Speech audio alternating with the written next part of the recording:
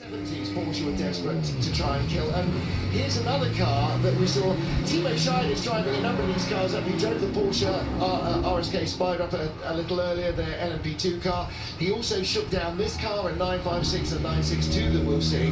This is the 961. This is the race version of the 959. So 959 was a four-wheel drive, turbocharged 911. 961 was the road version. There was also a Dakar rally version as well, which was obviously very different looking machine. But in period, and in the period Rothman's livery, this car also raced in its class at Le Mans.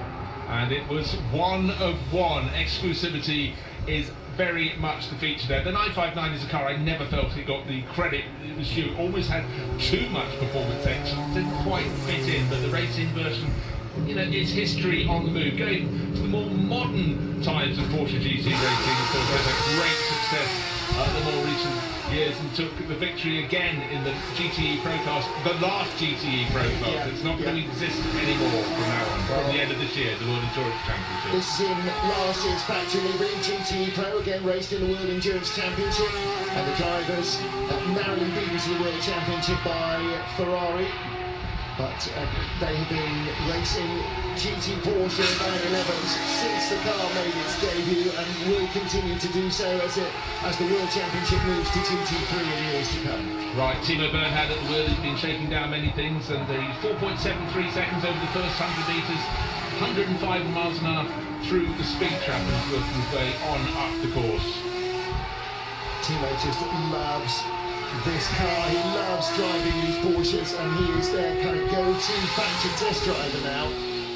Michael Christensen, who races in the FIA World Endurance Championship for Porsche, also on track at the moment. See the name on the side of the Porsche on the start line, JX, is on his helmet as well. It's that navy blue with white band around the opening in the front. This is a car that in 1977 he took to victory at Le Mans with Jürgen Barth and Hurley Haywood. This is before Group C came round, but the 936 with its 2.1 litre flat 6 turbo was a fabulous car. The big periods, Martin, where cars like Le Mans have open tops, I'm really quite a fan of them. Yeah, and actually I was saying to Timo Bernhard earlier when we were standing by the LMP2 Spider, I do miss open prototypes. I really do. I was mistaken earlier, I said this is the 935, but of course that was the Jules car that he shared with Derek Bell. This is the last of their open prototypes before they went to the 956, the 936. So yeah, same flat 6 motor.